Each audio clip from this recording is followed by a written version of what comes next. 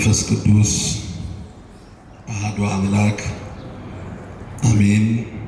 በስመ አብ ወወልድ ወመንፈስ ቅዱስ አሐዱ አምላክ አሜን።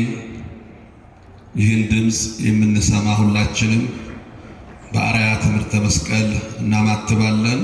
በስመ አብ ወወልድ ወመንፈስ ቅዱስ አሐዱ አምላክ አሜን።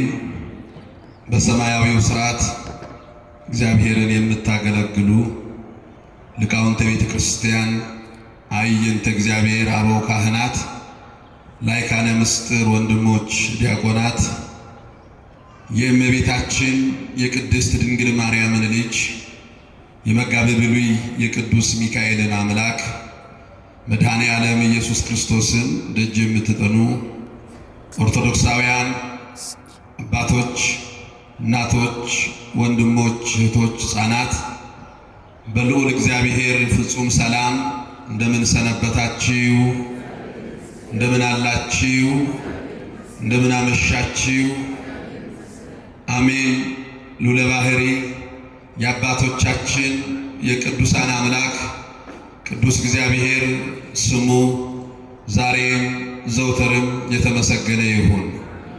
ለቃል መውረድ ለሥጋ ማድረግ ምክንያት የሆነችን ቅዱሱን እግዚአብሔርን አቅርበን ያየንባት የሐዲስ ኪዳን ኪሩቤል እማምላክ ወላዲተ አምላክ ድንግል ማርያም ስሟ የተመሰገነ ይሁን። የመጋቤ ብሉይ የቅዱስ ሚካኤል ጸሎት፣ ልመና፣ ምልጃ ከሁላችን ጋር ይሁን። እግዚአብሔር ወዶ እግዚአብሔር ፈቅዶ በቅድስናው ስፍራ በአጸደ መቅደሱ እንድንሰባሰብ ከፈቀደልን የሊዲያን ልቡና እንደከፈተ እሱ እግዚአብሔር ልቡናችንን ከፍቶ የምነግረንን የሚያስተምረንን ሁሉ በዝነ ልቡናችን ላይ ጽፍልን ዘንድ የእርሱ የእግዚአብሔር ቅዱስ ፈቃዱ ይሁንልን። ባለችን ጥቂት ጊዜ የምንማማርበት የትምህርታችን ርዕስ መንግሥተ ሰማያት ቀርባለችና ንስሐ ግቡ በሚል ርዕስ ይሆናል። ትምህርቱን ለማስታወስ ይረዳን ዘንድ ሁላችንም አንድ ጊዜ ይህን ኃይለ ቃል አብረን እንላለን። መንግሥተ ሰማያት በሉ። መንግሥተ ሰማያት ቀርባለችና ምን ግቡ? እድር ግቡ፣ እቁብ ግቡ፣ አክሲዮን ግዙ፣ ምን ግቡ? ንስሐ ግቡ። መንግሥተ ሰማያት ቀርባለችና ንስሐ ግቡ። በተለይ ቅዳሴ የሚያስቀድስ ክርስቲያን ይህን ኃይለ ቃል ሁል ጊዜ ይሰማል። በቅዳሴያችን መሃል ወንጌል ከመነበቡ በፊት ዲያቆኑ ድምፁን ከፍ አድርጎ መንግሥተ ሰማያት ቀርባለችና ንስሐ ግቡ ይላል። በቅዳሴ ላይ ካሉ አዋጆች መካከል አንዱና ትልቁ የመጀመሪያው ይህ ኃይለ ቃል ነው። ክርስቲያኖች የክርስትና ጥግ የክርስትና ጫፍ የእግዚአብሔርን መንግሥት መውረስ ነው። መንግሥተ ሰማያት ቀርባለች። መንግሥተ ሰማያት ለእናንተ ተሰጥታለች። እኛ የመንግሥተ ሰማያት መንገደኞች ነን።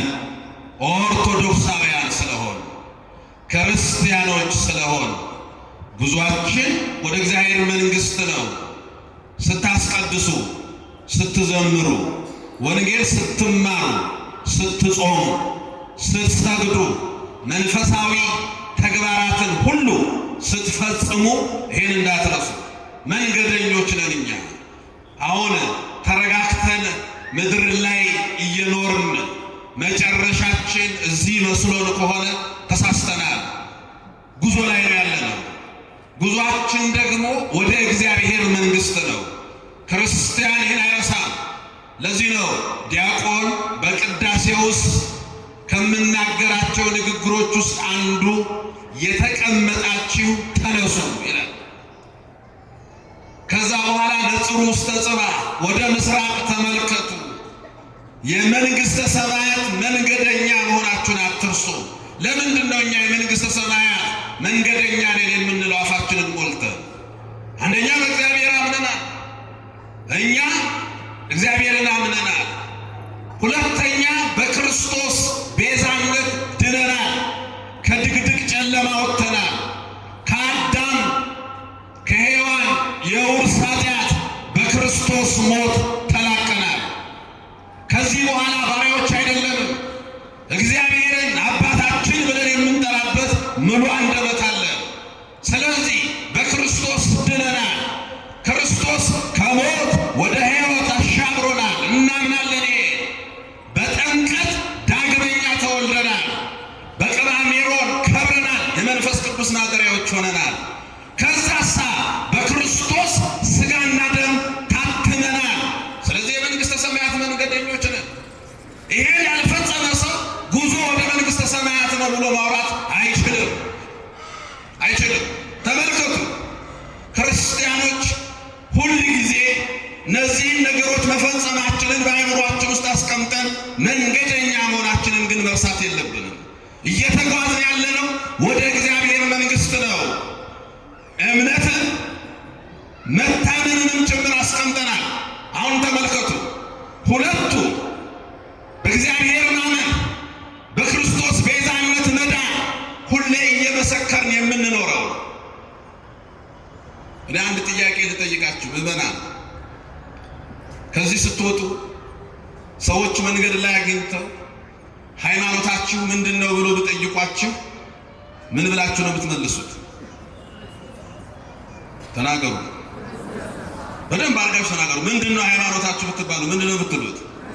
ክርስቲያን። እግዚአብሔር ይስጣችሁ። የትኛው ክርስቲያን? ኦርቶዶክስ ተዋሕዶ። አንዳንድ ስልኮች ሞባይል ይዛችሁ ይሄ ስልክ ምንድን ነው ሲባል ሳምሰንግ ይላል። ሳምሰንግ የትኛው? ኦሪጂናል ነው ሃይ ኮፒ ይላል። ሃይ ኮፒም ስላለ ማለት ነው። በክርስትና ውስጥ ኦርቶዶክስ ነው ምን ማለት ነው? እውነተኛ አስተምሮ፣ እውነተኛ አምልኮ። በነገራችን ኦርቶዶክስ የእምነት ድርጅት አይደለም። አንዳንድ ሰዎች ድርጅት አድርገው ያወጣ አይደለም። የኛ ሃይማኖት እውነት፣ ሕይወት፣ ከዛ ቀጥሎ ደግሞ ከእውነት ከሕይወት ከመንፈስ ቀጥሎ ክርስቶስ የሰጠን ብለን የምናምነው ነው። ይህን እንዳትረሱ። የእኛን ሃይማኖት ስንጠራ እንዲህ ነው የምንለው። እስቲ ከኔ ጋር በሉ፣ ክርስቶስ በሉ የመሰረታት፣ ሐዋርያት ያስተማሯት፣ አበው የጠበቋት፣ እኛ የተቀበልናት። ቅዱስ አትናቴዎስ ነው ያለው። እኛ ተቀባዮች ነን ወዳጄ፣ መስራች አይደለም። ክርስትናን የመሰረተው ክርስቶስ ነው። ያስተማሩት ሐዋርያት ናቸው። የጠበቁት አበው፣ እኛ ተቀባዮች ነን፣ የክርስትና ተቀባዮች። ለዚህ ነው ሃይማኖታችን እውነት ነው፣ እውነተኛ አስተምሮ። አምልኳችን እውነት ነው፣ ትክክለኛ ነው። ስለዚህ እውነተኛ አስተምሮ፣ እውነተኛ አምልኮ ነው። ይሄንን በአጭር ቋንቋ ግለጡልኝ ብትባሉ መንገድ ላይ ምንድን ነው የምትሉት? ኦርቶዶክስ ነን፣ አናፍርም፣ ክርስቲያኖች ነን፣ እውነተኛ አምልኮ ያለ ክርስቲያኖች ነን፣ እውነተኛ አስተምሮ ያለ። ይህንን አንድ ሰው ግለጥልኝ ብል ምን ብለህ ትገልጥለታለህ? በአጭር ቋንቋ እስላም ዘመድ ያላችሁ ሰዎች ሃይማኖትህን ግለጥልኝ ብትለው ያ ኢላሃ ኢለላህ መሐመድ ረሱላላህ ይላል። የእምነቱ ነው፣ ትምህርት ነው። ይሄን ብትጠይቋቸው የሚሏችሁን ነው። ምን ማለት ነው?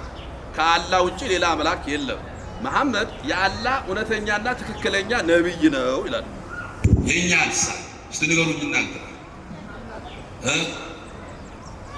ተናገሩ እንጂ። ቅድም እኮ ከአምስት ብያቸዋለሁ። በማን አምነናል? በማን ቤዛነት ድነናል?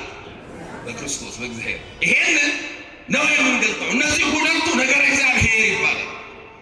በእኛ ሃይማኖት 5 አዕማደ ምስጢራት አሉ፣ ሁላችሁም የምታውቁት። ሁለቱ የመጀመሪያዎቹ ነገረ እግዚአብሔር። ነገረ እግዚአብሔር እምነት ነው። ተመልከቱ። በእምነት ጀምረን አሁን ነገ ደብረ ዘይት ነው፣ እኩለ ጾም ነው።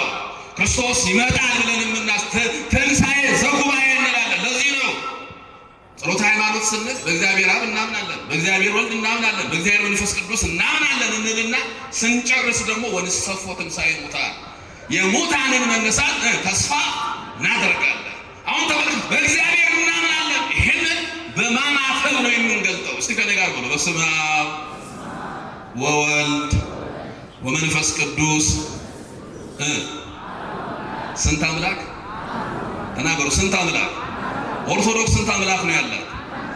አንድ አምላክ። አብ ወልድ መንፈስ ቅዱስ አንድ አምላክ።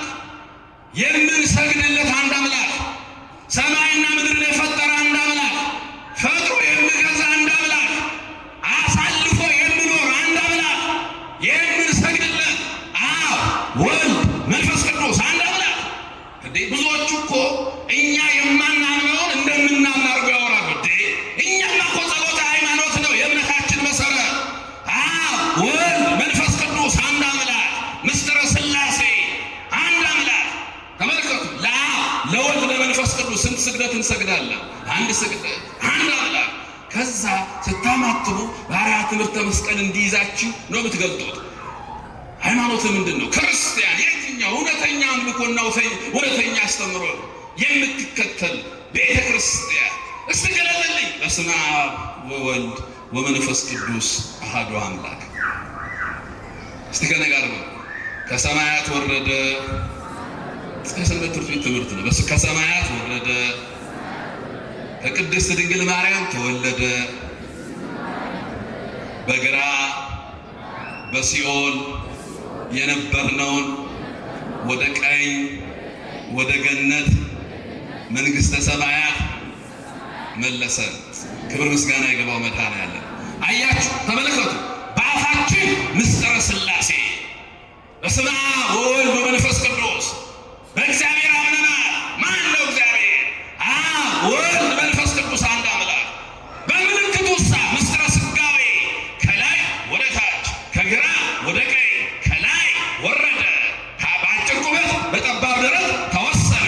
ከሥጋዋ ሥጋ ከነፍሷ ነፍስ ነስቶ ከዛ ከቅድስት ድንግል ማርያም ሥጋዋ ቅዱስ ነፍሷ ንጹሕ ከሆነው ከእመብርሃን ተወልዶ ተመልከቱ። ከአዳም ተስፋ ከሔዋን ካሳ ከሕያዋን እናት ከድንግል ማርያም ተወለደ። ማን? ኢየሱስ ክርስቶስ።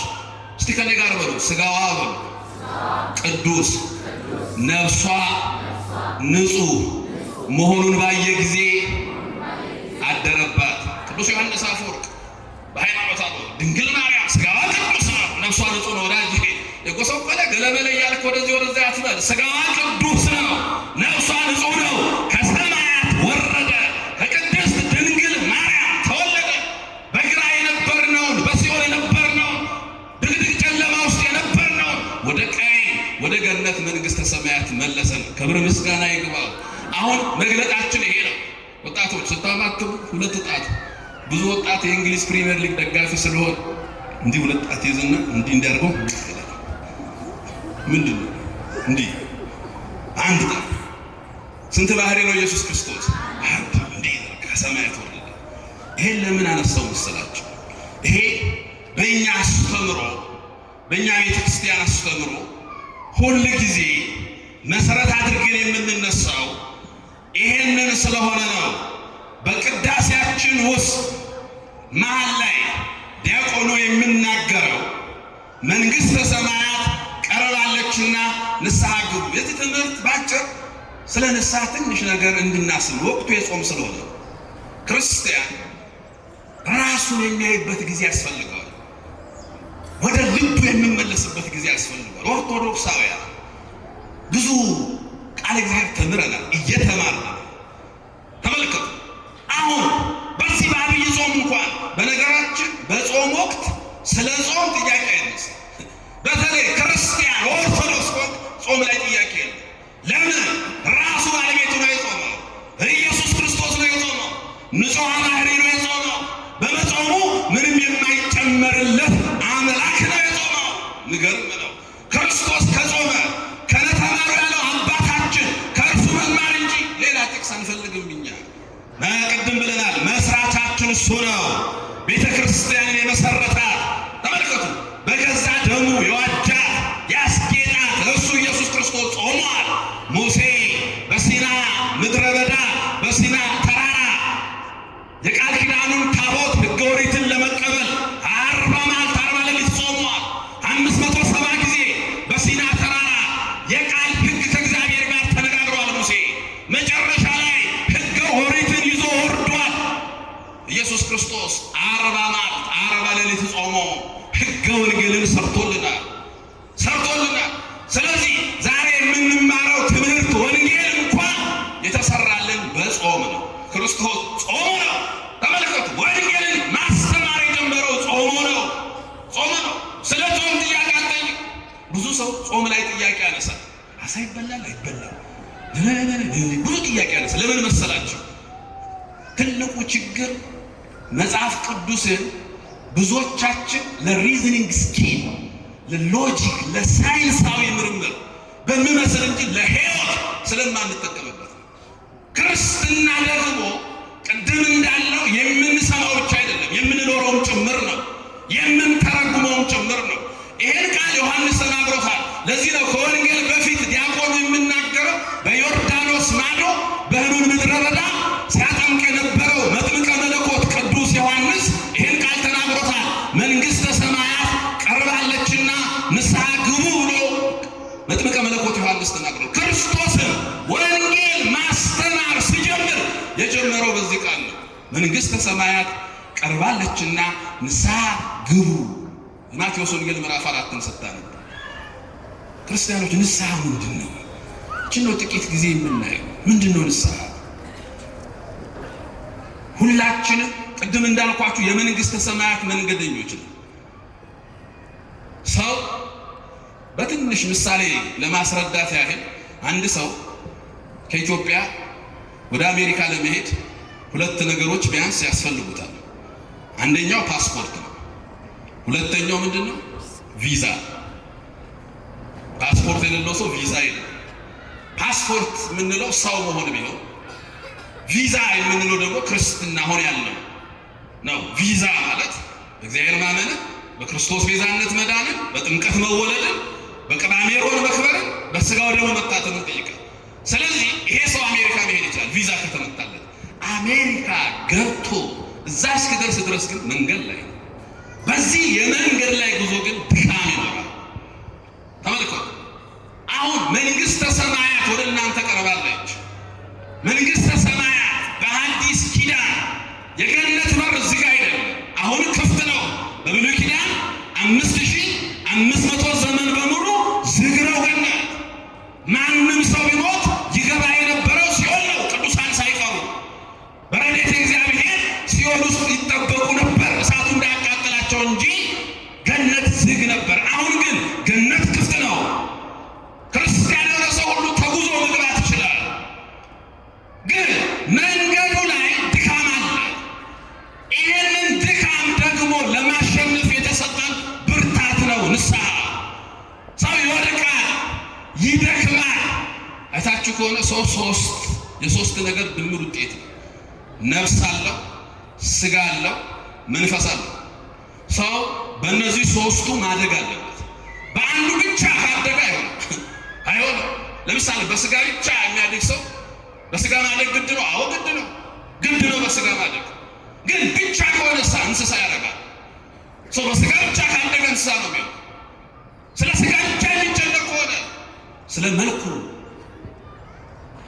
ብዙ ጊዜ ስለ ውበታቸው የሚጨነቁ ኃጢአቱን አይደለም ስለሚበሉት ምግብ የሚጨነቁ አሉ። የኔ ደም ኦ ፕላስ ነው ብሎ ባቅላ ፍለጋ ገበያ ውስጥ ይዞራል። እሱ ችግር የለው።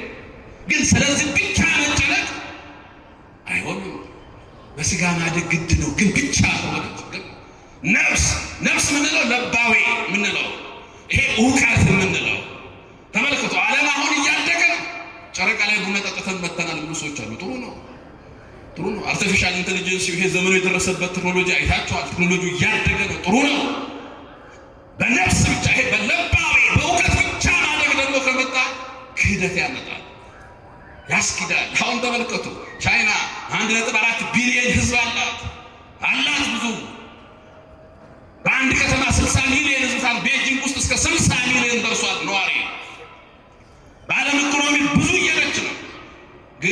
እግዚአብሔር የለም ብላ ነው የምታምነው። አልቦ አምላክ ምን ይላል ዳዊት? ሰነፍ በልቡ እግዚአብሔር የለም ብሏል። በቴክኖሎጂ አድጓል ግን የለም። በኮሮና ጊዜ ታስታውሳላችሁ፣ ህንዶች አድገው እንዳገር አምላካቸው ብዙ ነው። እኔ በአጋጣሚ እጃ ይቻላል የሱቅ አምላክ ለብቻ ነው። ባጃጅ ውስጥ እንኳን ስትገቡ የባጃጅ አምላክ ለብቻው ነው የሚመለክ። አሻንጉሊት አስቀምጠው ነው የሚያመልኩት። ቢገስት ጎድ የሚሉት ደግሞ ከብት ነው። ትልቁ አምላክ ይላል። የአንተ አምላክ ማን ነው ይለዋል። ኢየሱስ ክርስቶስ። በቃ እሱ ያንተ ነው። ሁሉም የራሱ አምላክ አለ። መጨረሻ ላይ ግን በሽታው ሲመጣ አሻንጉሊቶቹን ብጠው የለም እያነሱ ማፍረጥ ጀመሩ። ምንም ማድረግ አልቻለም። እውቀታቸው ግን ትልቅ ነው። ተመልከቱ፣ እውቀታቸው ትልቅ ነው። በዚህ ብቻ ማለት ክደት ያመጣል። ሁለቱን ተቆጣጥሮ የሚሄድ ሶስተኛው መንፈሳዊ ዓለም። ስለዛኛው ዓለም ነው ንስሐ የሚያመጣል። ይሄኛው ዓለም ነው ይዞን ወደምንፈልግበት የሚያደርሰን። ያ ዓለም የቤተ ክርስቲያን ሕይወት ነው። ቅዱስ ዮሐንስ አፈወርቅ እንዲህ ይለናል፣ ቤተ ክርስቲያን የኖህ መርከብ ናት። የኖህ መርከብ በመርከቢቷ ውስጥ የነበሩትን ሁሉ ተሸክማ አራራት ተራራ ላይ አድርሳለች። አራራት ተራራ አሁን ያለንባት ቤተ ክርስቲያን የኖህ መርከብም በላይ ናት። የኖህ መርከብ አራራት ተራራ ስታደርስ እባብን እባብ ርግብንም ርግብ አድርጋ ነው ያደረሰችው።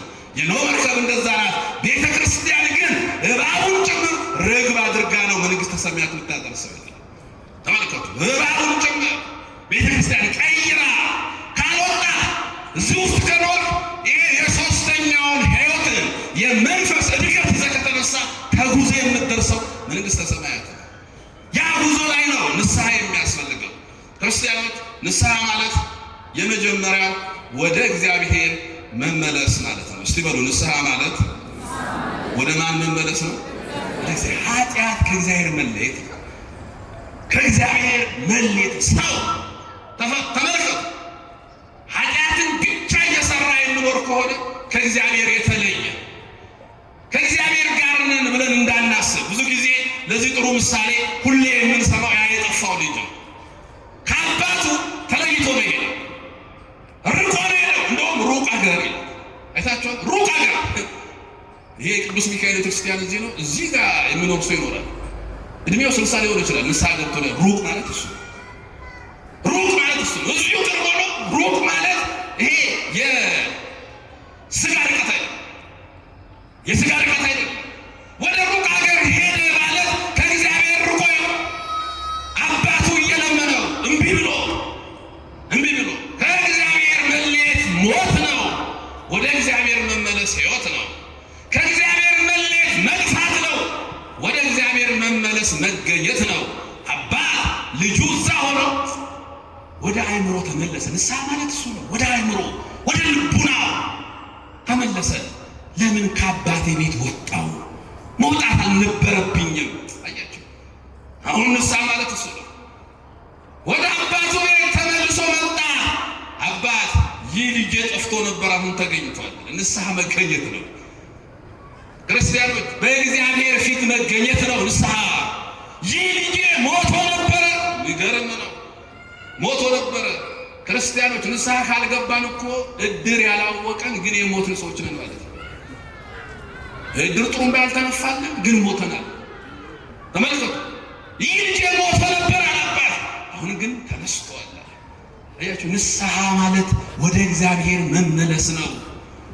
ሁለተኛ ንስሐ ማለት ከኃጢአት እንቅልፍ መንቃት ነው። እስቲ በሉ ንስሐ ማለት ከምን እንቅልፍ? ከኃጢአት እንቅልፍ። አያችሁ፣ የተኛ ሰው አይኑ አያይም፣ የተኛ ሰው ጆሮ አይሰማም፣ የተኛ ሰው አፍንጫው አያሸትም፣ የተኛ ሰው እጁ አይዳሰስም፣ የተኛ ሰው ምላሱ አይናገርም። በስጋ በመንፈሳዊው ዓለም ኃጢአት ውስጥ የገባ ሰው አያይም። ማንን? እግዚአብሔርን አያይም። ልቁ በቅዳሴው ተሰሙ ሀበነ እግዚኦ አዕይንተ አእምሮ ወትረኪያ ፌራያ፣ ጌታ ሆይ አይነ ልቡናችንን አብራልን ሁሌ አንተን ያዩ ዘንድ። አያችሁ፣ እግዚአብሔር ፍቅር ነው፣ ፍቅርን ያዩ ዘንድ። እግዚአብሔር ሰላም ነው፣ ሰላምን ያዩ ዘንድ። እግዚአብሔር እውነት ነው፣ እውነትን ያዩ ዘንድ። እግዚአብሔር የዘላለም ሕይወት ነው፣ የዘላለም ሕይወትን ያዩ ዘንድ። ከተኛ አታይም፣ እግዚአብሔርን ፍቅርን አታይም ማለት ነው። ሰላም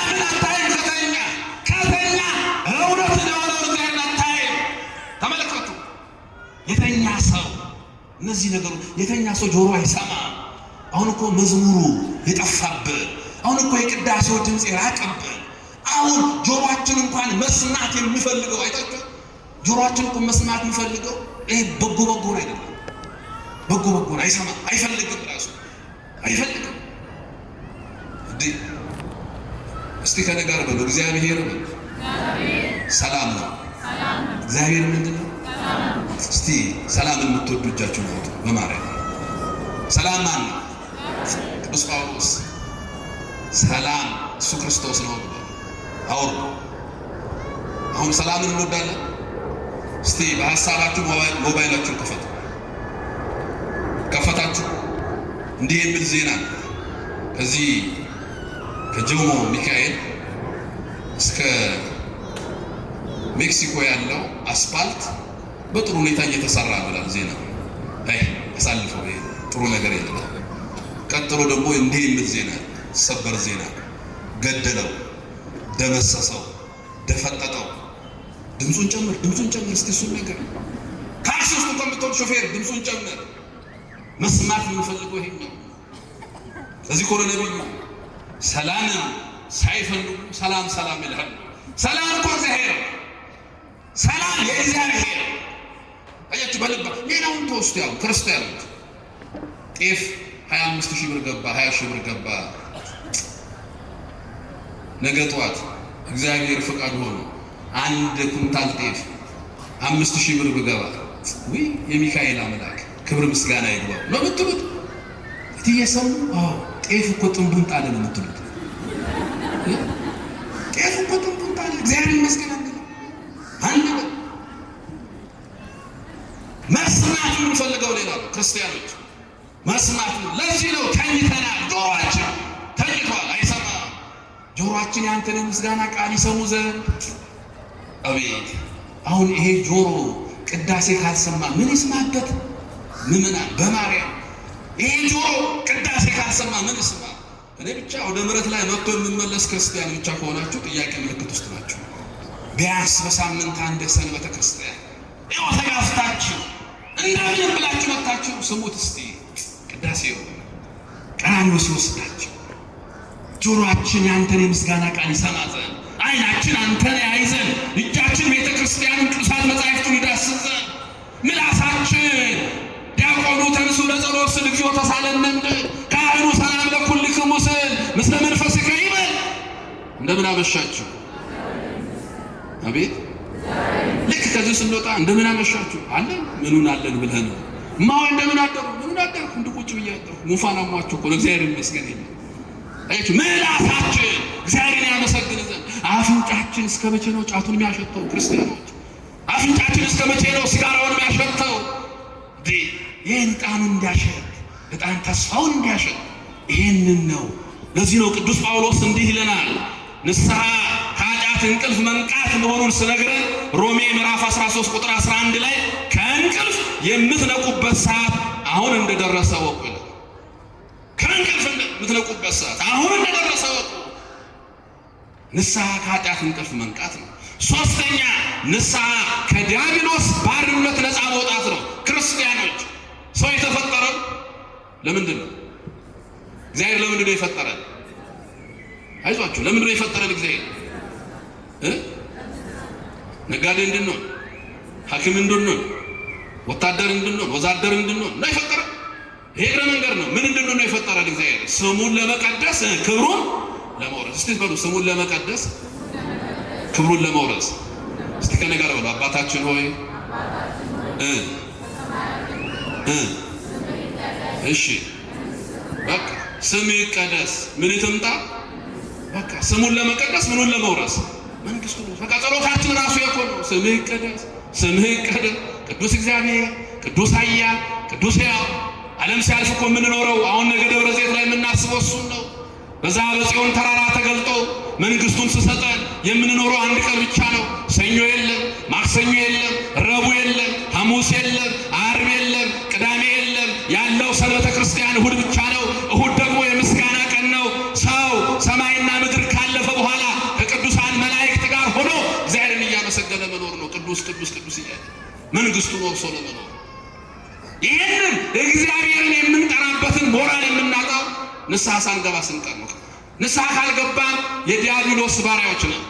እስቲ ሰው ሁለት አካውንት ነው ያለው እንዳትረሱ። አንዱ የጽድቅ አካውንት ነው፣ አንዱ የኃጢአት አካውንት ነው። እስቲ አካውንቶቻችሁን ቼክ አድርጉ። አሁን ከፍተህ እንትና ባንክ ላይ ያለን አካውንት ቼክ አድርግ ብትባል በሆነ ፓስወርድ ከፍተህ ታየዋለህ። እስቲ የጽድቅ አካውንታችንን እንክፈት። ስንት አለው? የለው። እንደውም ስትደውሉለት ከአገልግሎት መስጫ ክልል ውጭ ነው ነው የጽድቅ አካውንት። የኃጢአት አካውንታችንን ተመልከቱ፣ ፉል ነው፣ ፉል። ይሄ ማለት ተጽፏል። እንዲህ እኮ ነው የምለው ዮሐንስ በራእዩ ምዕራፍ 21 ላይ የሕይወት መጽሐፍ ተከፈተ፣ ሙታንም በመጽሐፉ እንደተጻፈው እንደ ስራቸው መጠን ተከፈላቸው። የሕይወት መጽሐፍ ተከፈተ፣ አለ ተጽፎ ይቀመጣል። በነገራችን ንስሐ ያልገባንበት ኃጢአት አይጠፋም። ለዚህ ነው ዲያቆኑ በቅዳሴ ጊዜ ላይ እንዲህ ይላል፣ በኃጢአት የወደቀ ብኖር አይርሳ የማይረሳ ነውና። እስቲ በሉ በኃጢአት የወደቀ ብኖር በሉ አይርሳ የማይረሳ ነውና። ተናገሩ ብላችሁ እንድታስታውሱ ነው እንጂ ላደክማችሁ አይደል። በኃጢአት የወደቀ ብኖር ምን አይበል አይርሳ የማይረሳ ነውና። ተመልከቱ፣ ንስሐ ካልገባ ተጽፎ ሙታንም በመጽሐፉ እንደተጻፈው እንደ ስራቸው መጠን ተከፈላቸው። ለዚህ ነው እግዚአብሔርን አባታችን ብለን ለመጥራት ከዲያብሎስ ባርነት መላቀቅ ነው ንስሐ ማለት። ለዚህ ነው ጌታ በወንጌል ዮሐንስ ወንጌል ምዕራፍ 8 ቁጥር 34 ላይ ኃጢአትን የሚያደርግ ሁሉ የኃጢአት ባሪያ ነው ይላል። ኃጢአትን የሚያደርግ ካላጠፋው የዛ ባሪያ የእግዚአብሔር መሆን አይችልም። አራተኛው ንስሐ ለእግዚአብሔር ፍቅር ኃጢአትን መተው፣ ስለ ቅድስናው ስለ ፍቅሩ ብሎ። ጸረ ሙስናን ፈርተህ ከሆነ ሌብነት የተውከው ንስሐ አይደለም። በሽታን ፈርተህ ከሆነ ዝሙትን የተውከው ንስሐ አይደለም። ንስሐ ስለ እግዚአብሔር ፍቅር ብሎ። እግዚአብሔር ቅዱስ ነው እንደ አቤል፣ እግዚአብሔር ንጹሕ ነው እንደ ዮሴፍ። አዎ አባቴ የለም፣ ወንድሞችም የሉም፣ ባለቤትሽም ቤት የለም፣ በሩም ዝግ ነው። እንዴት ግን በእግዚአብሔር ፊት ኃጢአትን እሰራለሁ አለ። በማን ፊት? እግዚአብሔር ፊት። አያችሁ፣ ንስሐ ስለ እግዚአብሔር ፍቅር ብሎ። ክርስቲያን ስለ እግዚአብሔር ፍቅር ብሎ ኃጢአትን ስቶ ነው ንስሐ ይባላል። ስለ እግዚአብሔር ፍቅር። ሰውየው መንገድ ላይ ሄዳለ፣ የሰው ግቢ ላይ ያፈራ ብርቱካን ያይና ለመስረቅ ይፈልጋል። ወደ ግራ ሰው የለም፣ ወደ ቀኝም ሰው የለም፣ ወደ ፊትም ሰው የለም፣ ከኋላ በኩልም ሰው የለም። ብርቱካኑን ልቆርጥ ስል አንድ ቁጭ ብሎ የሚጫወት ሕፃን የሰንበት ተማሪ አንድ ደረጃ ይቀርሃል፣ ሁሉንም አይተሃል፣ አንድ ስቴፕ ይቀርሃል፣ ወደ ላይ ቀና ብላ ላየህ ማለት ወደ ግራ ያየ ሰው ነው ያየው። በግራ ያለ እግዚአብሔር በቀኝ ያለው በፊት አለው በኋላ አለው፣ ግን ሰው ነው ያየው። እስቲ ከፍ ብለህ ከላይ የሚያይ ደግሞ አለ እግዚአብሔር፣ ከሰማይ ሆኖ የሚመለከት በሰማያት የምትኖር ከፍ ብለህ የምትኖር ክርስቲያን ሁሉ ጊዜ ኃጢአትን የምትተው ስለ ፍቅረ እግዚአብሔር ብለህ ያው ድሀ ስትበድል፣ ፍርድ ስታጓድል፣ ጉቦ ስትቀበል፣ በሐሰት ስትመሰክር፣ እነዚህ ነገሮች ሁሉ ስታደርግ እግዚአብሔር አለ ብለህ ነው መተው ያለብህ። ስለ ፍቅረ እግዚአብሔር ብሎ ኃጢአትን መተው ነው ንስሐ የእግዚአብሔር መንግስት የምንወርስበት ቁልፍ ነው። ለዚህ ነው የመንግስተ ሰማያት መንገደኛ ነን። ለዚህ ነው መንግስተ ሰማያት ቀርባለች ንስሐ ግቡ ያለንም። ለዚህ ነው መንግስተ ሰማያት አጠገባችሁ ነች። እናንተ ክርስቲያን ከሆናችሁ በኋላ የዛ ባለርስቶች ነን፣ ዜጎች ናችሁ። የመውረስ ሙሉ መብት አላችሁ። አንፈልግም እንዳትሉ፣ ግን ቁልፍ ያስፈልገዋል። አሁን ነገ የምታሰባለ ሙሽራው ስመጣ 5 ልባሞችና 5 ሰነፎች አሉ። 5ቱ ልባሞች ዘይትም መብራትም ነበራቸው። ሰነፎቹ ግን ምን ያልነበራቸው? ዘይት። ሙሽራው መጣ ድንገት፣ ከእንቅልፍ ነቁ፣ አንቀላፍተው ነበረ። ከእንቅልፋቸው ስነቁ ሙሽራውን ለመቀበል ልባሞቹ ወዲያው ዘይታቸውን አውጥቶ መብራታቸውን ለኩሰው መራዊ ሰማያዊ እያሉ ሙሽራውን ተቀበሉት። ሰነፎቹ ግን ዘይት ስላልነበራቸው ሙሽራው ገባ፣ በሩ ተዘጋላል። እግዚአብሔር ከዚህ ይሰውራል። በቃ ገባ ሙሽራው። መጡ፣ አላውቃችሁም አላቸው። ለምን? ዘይት ስላልነበራቸው። ዘይት አሁን እጃችን ላይ ነው። ለዚህ ነው የመንግስተ ሰማያት ቁልፍ ንስሐ። እስቲ አንድ ጥያቄ ልጠይቃችሁ ምዕመናን፣ ንስሐ መግባት እድሜ ያሳጥራል? ንስሐ መግባት ደሞዝ ይቀንሳል? ንስሐ መግባት ልጆች ላይ ችግር ያመጣል? ንስሐ መግባት ሀገር ላይ በደል ያመጣል? ንስሐ መግባት ማንን ይጎዳል? ምን የመንግሥተ ሰማያት ቁልፍ ነው። ቁልፍ በእጅ ነው። ንስሐ ከመጨረሻው ቀን ለቅሶ ማምለጫ ነው። በዛን ጊዜ የነገውን ቅዳሴ እንደምንም ጧት ነው እናስሙ። ያን ለቅሶ ይሆናል ይላል። የማይጠቅም ለቅሶ ነው። ያኔ እንባ ይሆናል። የማይጠቅም እንባ ነው። አያችሁ፣ አሁን ነው ማልቀስ። ንስሐ ከመጨረሻው ቀን ለቅሶ ለመዳን አሁን ማልቀስ። ስለዚህ እኮ ነው ነቢዩ በፍጹም ልባችሁ በለቅሶና በዋይታ ወደ እኔ ተመለሱ ይላል እግዚአብሔር። ትንቢተ ኢዩኤል ምዕራፍ 2 ላይ ቁጥር 12 ጀምራችሁ ስታነቡ በፍጹም ልባችሁ በለቅሶና በእንባ በዋይታ ወደ እኔ ተመለሱ ይላል። ክርስቲያን ስለ 3 ነገር ያለቅሳል። አንደኛው ክርስቲያን ግፋ ሰማዕታትን እያሰበ ያለቅሳል። ቅዱስ ጊዮርጊስ ገድላቸው ላይ የተጻፈውን እያሰበ ክርስቲያኖች የሰማዕታት ገድል የቅዱሳን ሕይወት 5ኛው ወንጌል ነው። አንዳንድ ሰዎች የቅዱሳን ገድል ምን ጥቅም አለው ምሉ አሉ። ኧረ ዞር በል።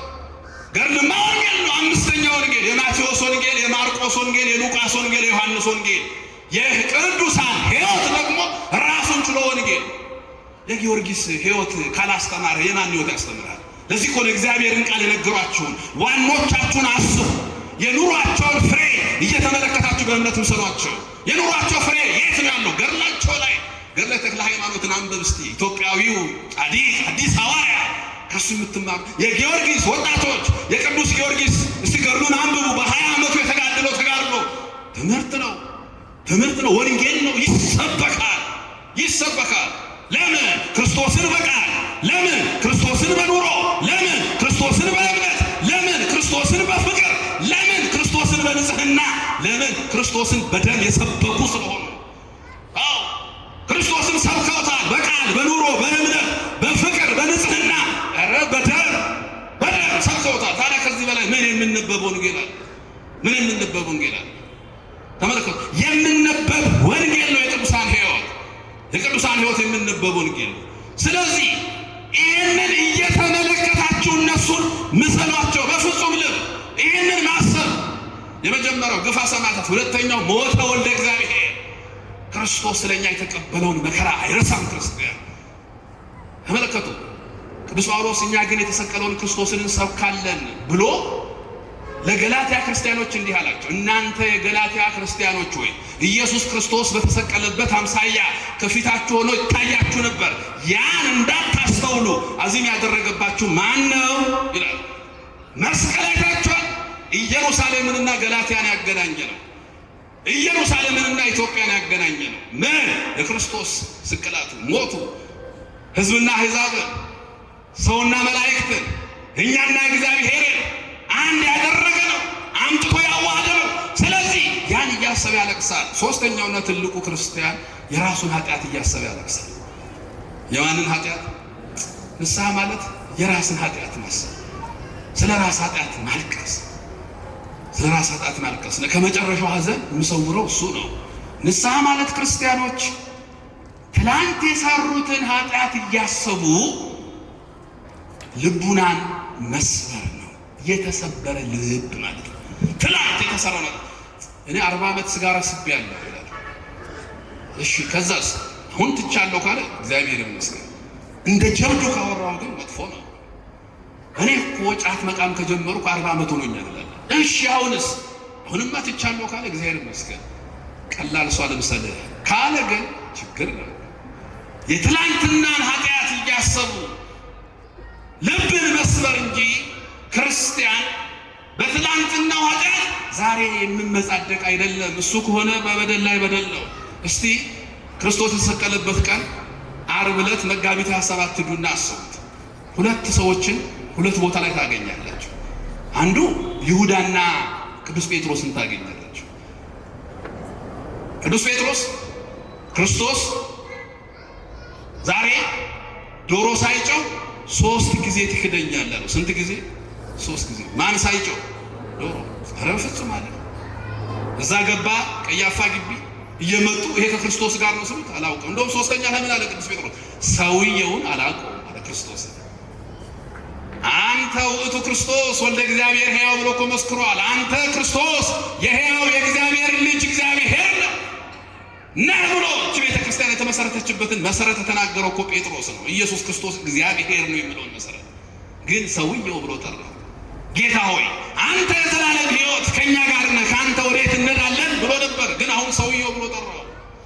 በደብረ ታቦር ተራራ አንድ ለአንተ አንድ ለሙሴ አንድ ለኤልያስ 3 ማደሪያዎችን እንስራ፣ በዚህ መሆን ከአንተ ጋር መሆን ለእኛ መልካም ነው ያለው ቅዱስ ጴጥሮስ አሁን ሰውየውን አላውቀውም።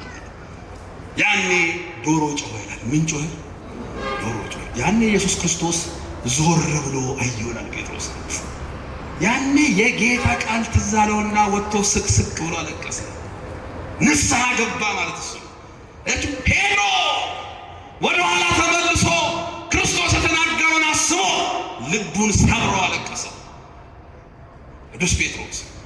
ሁለተኛው ሰው ይሁዳ ተጸጸተ ይላል። ንጹሕ ሰው አሳልፌ ሰጠው ብሎ 30 ብሩን ወስዶ ለካህናት አለቆች ሰጠው ለራስ ያሉት። ሄዶ ግን ራሱን አንቆ ነው የገደለው። ይሁዳ አረተው ሄዶ ዛፍ ላይ ተሰቅሎ ልሞት ዛፏ አጠገብ ስቆም ዛፏ እንዲህ አለችው፣ ይሁዳ እንደ ወንድም እንደ ጴጥሮስ ንስሐ ግባ፣ እቺ ወሬኛ ዛፍ እያለ ራሱን አለቀ። ተጸጽቷል። የተጸጸተው ግን ተስፋ ለመቁረጥ ነው። ክርስቲያን ጸጸቱ ተስፋ የሚያስቆርጠው ከሆነ የማይጠቅም ንስሐ፣ ራሱን ለመፍረድ ከሆነ፣ ራሱን ለመግደል ከሆነ፣ ራሱን ለማጥፋት ከሆነ ወይኔ እንዲህ አድርጌያለሁ ብሎ ጸጸቱን ራሱን በማጥፋት ተገለጠው የበለጠ ኃጢአት ለኃጢአት ጨመረ ማለት ነው። እንዴ ጴጥሮስም እኮ አላውቀውም ብሎታል ክርስቶስ። ግን ጸጸቱ እንባን አፍስሶ እግዚአብሔርን ይቅርታ ወደ መጠየቅ ወሰደው እንጂ ራሱን ለማጥፋት። ወጣት ዛሬ ብዙ ሰዎች ራሳቸውን ያጠፋሉ። ኢትዮጵያ ውስጥ አንዱ አሁን የጨመረው ይሄ ሱሳይዳል ቴንዴንሲ ራስን የማጥፋት ዝንባሌ። ለምን አንዳንዱ ደንግጦ ወይኔ ይሄን አደረግኩ እንዴ ይሄ ገበና ሰው ከምሰማው ብሎ ራሱን ያጠፋል። ይሄ ጸጸት አይደለም፣ ይሄ ንስሐ አይደለም። የትላንትናውን አስቦ ነው ወደኋላ ሄዶ ይቅር በለኝ እግዚአብሔር። እስቲ የተሰቀሉትን ደግሞ አስቡ። እዛው ቀን አንዱ በግራ አንዱ በቀኝ፣ አንዱ በግራ ተሰቀለ። 33 ዓመት በፊት ይተዋወቃሉ። ግብፅ በረሃ ላይ በድንግል ማርያም ጀርባ ክርስቶስ በሚሰደድበት ጊዜ ተገናኝተዋል። ነገረ ማርያም ተጽፎ እንደምናገኘው በነገረ ማርያም ላይ እነዚህ ሁለት ወንበዴዎች ጢጦስና ዳርኪስ ከ33 ዓመት በኋላ መስቀል ላይ ተገናኙ። 33 ዓመት ሙሉ ወንበዴ ነበሩ። ወንበዴ ያስቸገሩ ነበሩ። መጨረሻ ላይ በግራ የተሰቀለው ውረድ ከመስቀል ያለው ክርስቶስ እውነት እግዚአብሔር ከሆንክ እኛንም ራስንም አድን። በቀኝ የተሰቀለው እንዲህ አለ፣ ተው እንጂ እኛ የተሰቀልነው በበደላችን ነው፣ ወንበዴዎች ነን፣ አጥፍተናል። ይህ ሰው ግን ንጹሕ ነው አለና ጌታ ሆይ በመንግስት በመጣህ ጊዜ አስበኝ። እስቲ በሉ ጌታ ሆይ በመንግስት በመጣ ጊዜ ምን በለኝ። ስታስቀድሱ ይህን ቃል ትሰማላችሁ። ተዘከረነ እግዚኦ አመ ትመጽእ በመንግሥትከ የለመነው ቀን አለ ዳግም ምጽአት። በመንግስት በመጣህ ጊዜ መንግስተ ሰማያትን ለማውረስ ስትመጣ አንድ ወንበዴ በቀኝ የተሰቀለ ወንበዴ አለ፣ ልቡ የተሰበረ ብለህ አስበኝ። እውነት እውነት እልሃለሁ ዛሬ ከኔ ጋራ በገነት ትሆናለህ። አያችሁ ልብ ሲሰበር ምን ያህል ለእግዚአብሔር ቅርብ ነው። እዚህ ነው ቅዱስ ዳዊት ልበ ንጹሐ ፍጠርልኝ እግዚኦ፣ አቤቱ ንጹሕ ልብን ፍጠርልኝ። በቃ ዛሬ ያለው ክርስቶስ። ለዚህ ነው የዚህ ሰው ልመና ሕያው ጸሎት ሆኖ በቅዳሴ ውስጥ የሚሰማው። አስበኝ በመንግስት ያለው። አያችሁ ኃጢአትን አስቦ ልብን መስበር ነው ንስሐ ማለት። ኦርቶዶክሳውያን ኃጢአታችንን አስበን ልባችንን ከሰበር ነው እግዚአብሔር ቅርብ ነው፣ ለኛ ቅርብ ነው። ፈያታዊ ዜማን ይሄንን ብሎ ዛሬ ከኔ ጋራ በገነት ትሆናለህ የሚለውን ቃል ሰምቷል። ተመልከቱ፣ ልመናውን እግዚአብሔር ተቀብሎለታል። ልቡናውን ስለሰብ ለዚህ እኮ ነው ቤተ ክርስቲያን ውስጥ አሁን 3 አይነት ሰዎች አሉ። ምን እንደዚህ እንደ ጴጥሮስ ንስሐ እየገቡ የሚኖሩ አሉ፣ እየወደቁ እያለቀሱ። ንስሐ የዕለት ዕለት ተግባር ነው። እንደ ፈያታዊ ዜማን ደግሞ ድንገት መጨረሻ ላይ መጥቶ አስበኝ ብሎ ደግሞ የሚገቡ አሉ። እንደ ይሁዳ እንዲሁ ሳብ እያወራሉ ደግሞ ብሎባል። በፍልስፍና በሳይንስ ቤተክርስቲያኒቷ እዚህ እንዲህ ቢሆን ይሁዳ እኮ አይምሮ ሌላ ቦታ ሄዶ ነው ሲኦል ገብቼ እዛ ከነፍሳቱ ጋር ተቀራቅይ ክርስቶስ ሞቶ ሲመጣ ነፍሳትን ሲያወጣ ለማብሬ እወጣለሁ። እንዲህ አይነት ክርስትና ነው ያያችሁ። ብዙ ሰዎች በዓለማዊ አስተሳሰብ ብቻ ሃይማኖትን ማየት አይሆንም። ስለዚህ ቅዱስ ዮሐንስ አፈወርቅ እንደነገረ አንድ ሰው ወደ ሐኪም ቤት ከሄደ ታሞ ሳይታከም አይመለስም።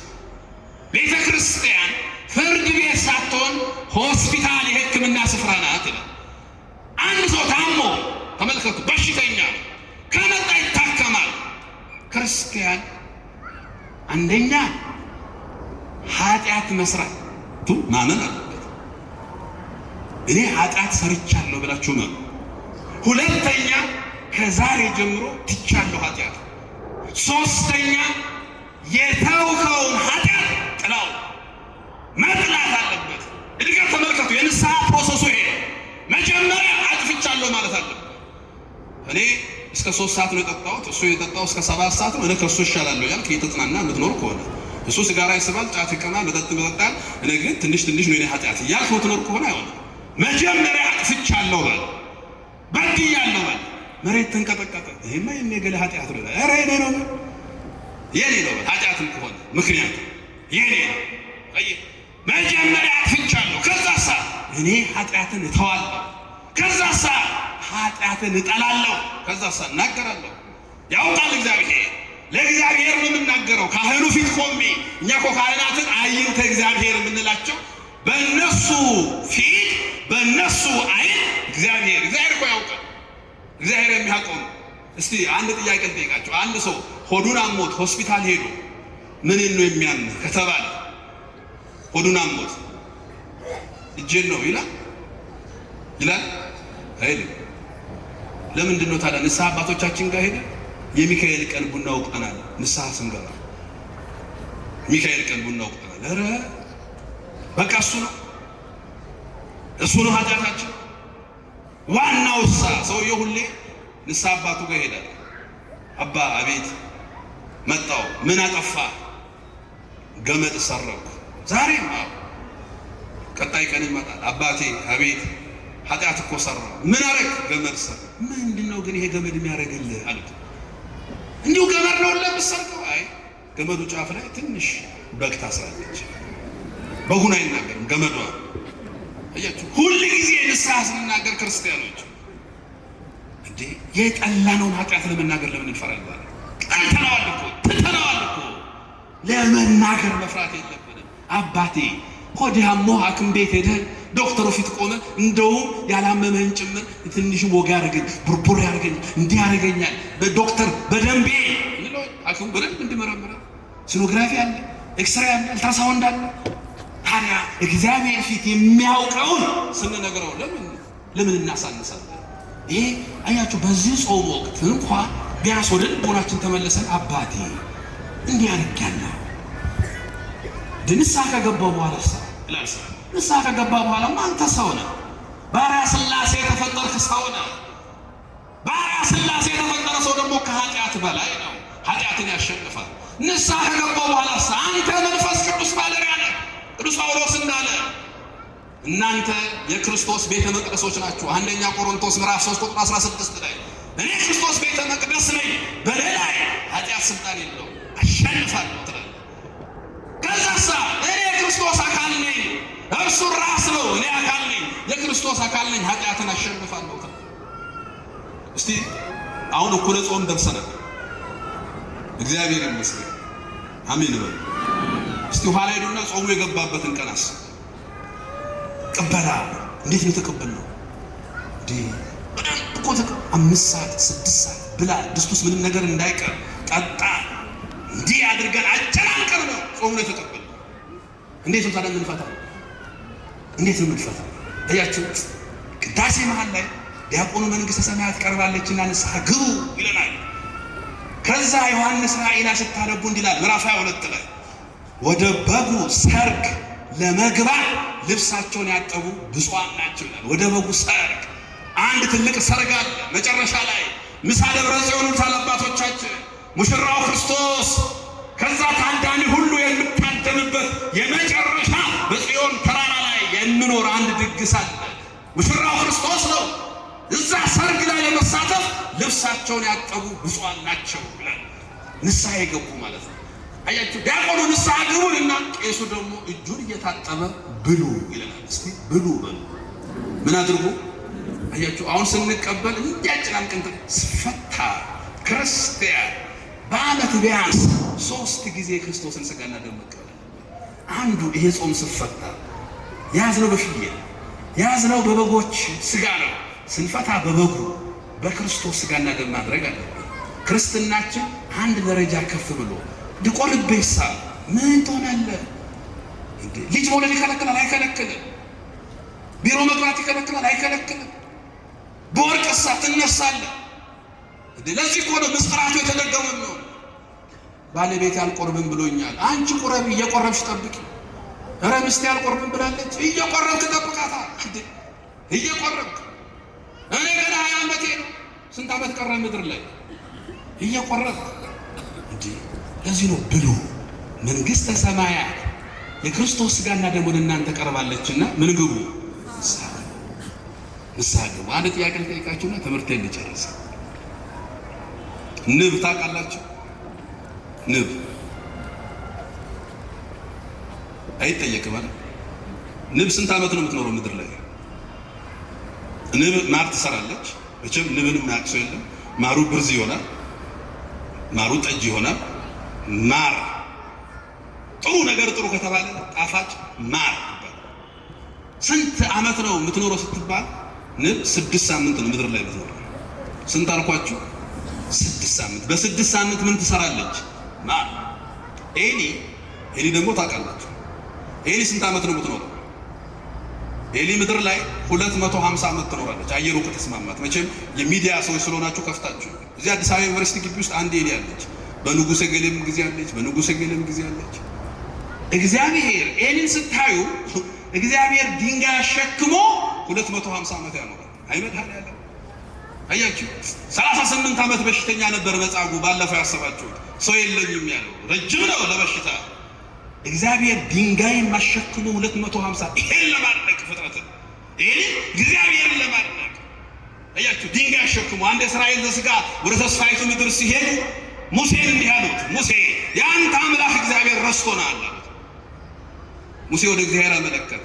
እግዚአብሔር ሙሴን እንዲህ አለ፣ እስቲ መሬቱን ቆፍር አለው። ቆፈረ። ምን አገኘህ? ድንጋይ። እስቲ ድንጋዩን ስበረው አለው። ሰበረ። ምን አገኘህ? ዓይነ ስውር ትል። ይሄን አልረሳም አለ እግዚአብሔር። በመሬቱ ውስጥ በድንጋይ ውስጥ ያለ ዓይነ ስውር ትል አይረሳም እግዚአብሔር። ይረሳኛል አትበል። እንዴት ይረሳል እግዚአብሔር? ግን ኤሊ የእግዚአብሔርን ፍጥረት ከማድነቅ ውጭ ኤሊ ምንድን ነው ስራ? ስጋ ሻር መብላት ብቻ ነው ስራ፣ ትርፍ የለም። ክርስቲያን እግዚአብሔር ፈቅዶለት ረጅም ዓመት ከኖረ 70 ወይ 80 በዚህ ዕድሜ ውስጥ ማር ነው መስራት ያለበት። ማር ደግሞ ለመንግሥተ ሰማያት ብዙ የሚያስፈልገን እሱ ምንድን ነው? ንስሐ ገብቶ የክርስቶስን ሥጋና ደም መብላት ነው። ሥጋውን በልተን ደሙን ጠጥተን የመንግሥቱ ወራሾች እንድንሆን አምላካችን እግዚአብሔር ይርዳን። ያስተማረን የመከረን የቅዱሳን አምላክ ቅዱስ እግዚአብሔር ክብር ምስጋና ይግባው። ይቆየን። ወስብሐት ለእግዚአብሔር።